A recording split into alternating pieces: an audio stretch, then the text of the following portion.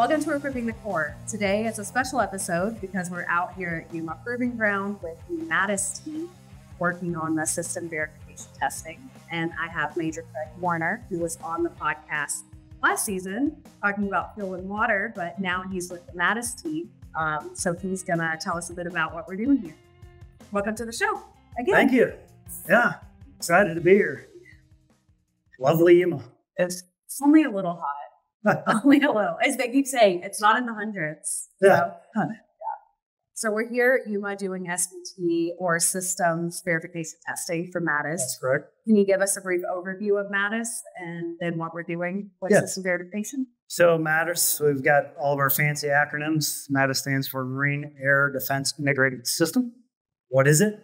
MADIS is essentially, if you want to dumb it down, it's a sensor and it's a shooter. Obviously, it gives us a counter UAS capability, and that's designed to protect fleet Marines as well as critical assets out on the battlefield.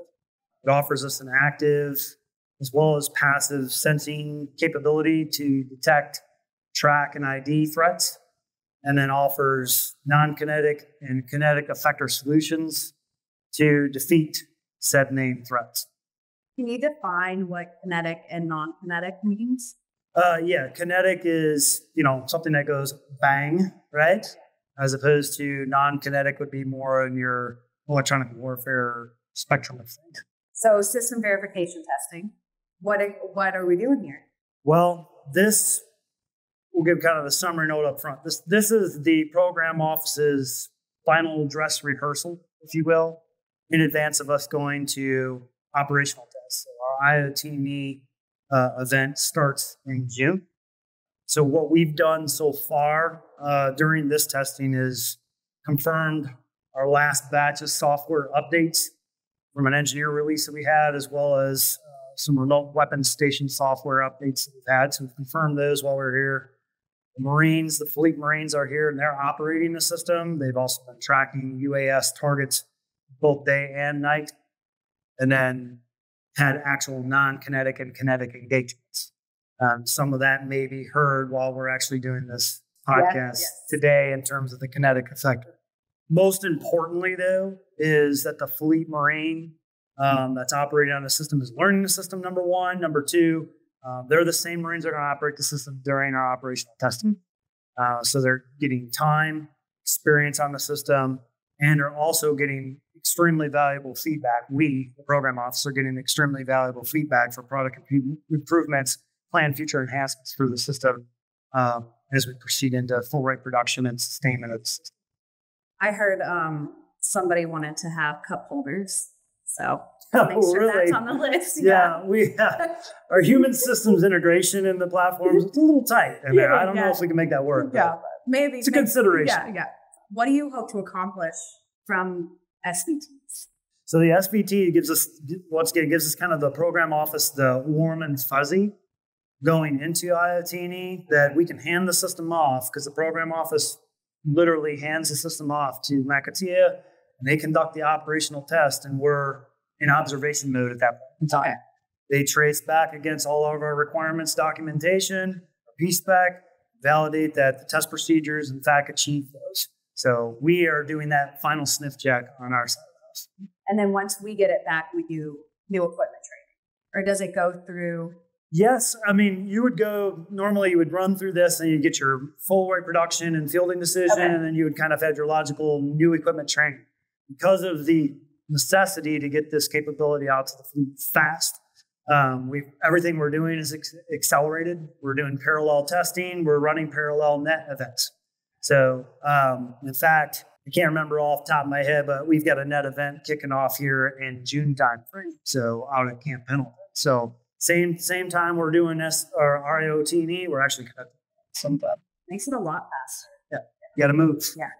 What is it that Mr. Valtrin said?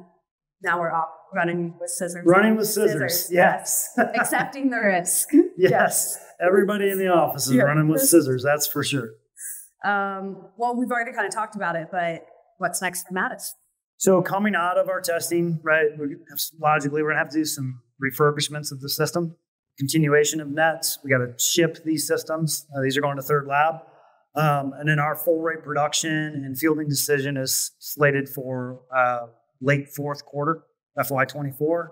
And we'll achieve IOC in first quarter of 25.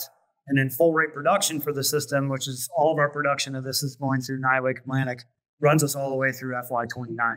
Busy few months. Yeah. Yeah. Busy few months, busy few years. Not to mention our other system, which I think we're going to segue to and have a conversation about, light MADIS, or sometimes I call it little MADIS, light MADIS. The L MADIS. Yes, L MADIS, and the parallel efforts that are ongoing there against our MADIS efforts at the same time. And you're the project officer for L MADIS. I'm the product manager for future weapon systems. Okay. So I got to have MADIS and L MADIS. Okay. So tell us about L MADIS. Well, L MADIS, it's a smaller suite of the MADIS family of systems capability, right? And the primary thing with it that most people know of, it's integrated onto a ultralight tactical vehicle, which makes it MV-22 transportable. So that system is about to embark into its second system integration test. And so that commences here the first week of June in lovely Yuma. Nice and hot. Just a little bit. Yeah, just a tad. And during that one, we're going to assess the radar, the optic, our non-kinetic defeat, passive sensing, along with running and capturing RAM data for the system's calculation of operational availability. System integration test will be our final system integration test. Again, in an accelerated fashion, we're on track to begin production of LRIP System 1 in June, which the EDM that we have right now, the engineer development model that we're going to use for system integration test 2, while we're actually integrating LRIP 1 on production line at Nywake Atlantic. Again, an example of accelerating the efforts. The kind of the next step is following as the LRIP systems come off the line. We're going to roll into a series of parallel test events. One's going to be our internal transportability certification through Pax River, and then mobility testing that we're going to conduct out in Nevada. And then we'll roll right on into the same drill here, system verification test, which is scheduled for September. Maybe start cooling off a little bit by that time frame. And then IoT&E for us is currently slated for October through November. Okay.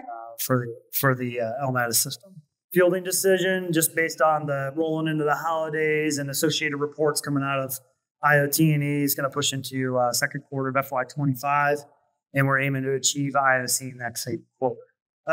Short of that, what's the desired end state of all of this? Right? I think Colonel Konecki said it pretty well at Modern Day Marine this year. We're fielding the fleet, not just MADIS and LMADIS, but GBAD capabilities in FY25, providing kind of that minimal viable product solution set. It's not the final solution. These systems are designed with an open system architecture so that we can iterate on them and future enhance them and product improve. That's why it's critical to get the fleet feedback on the system. So FY25 and beyond, initially getting that initial capability out there. It's a pretty advanced capability set for the LAD community, and thereafter enhancing on those systems. Talking with the Marines so far out here, they're excited about the system. They like working with it. Yes. They're learning a lot. Yep. A lot of learning taking place. These same Marines have been through we gave them like a new equipment training set proceeding into SVT. So they've been out here in Yuma for a minute and a half. That's what they told me. Yeah. But yeah, they are eager to support the system and provide that feedback to the test team, which is making its way back to the program office so that we can considerations not only for the design of the system, but also critical sustainment of the system, right? And also supporting our item, our technical manual that supports the Marine and his operations system. So it's been good feedback thus far, and I know they're excited to see it field. And these are the same Marines they're coming from Third Lab. Same Marines are going to receive this in the near future here. And they'll help. They'll ease. They'll help other operators learn the system as well. Correct. Yes. Kind of in that train the trainer mindset. Yes. Okay. No rounds went off while we were talking. Sadly, no rounds. So no rainbows at this point in time. At least during this 30 minutes. Maybe we can try again at some other time. Yeah, maybe so. Get a good boom. Thanks for taking the time while we're out here. But we're not done yet. So we have the lightning round. Oh, gosh. All right. The lightning round, my favorite. Favorite TV show, book, movie, or podcast, if it's changed? Young Sheldon. Okay.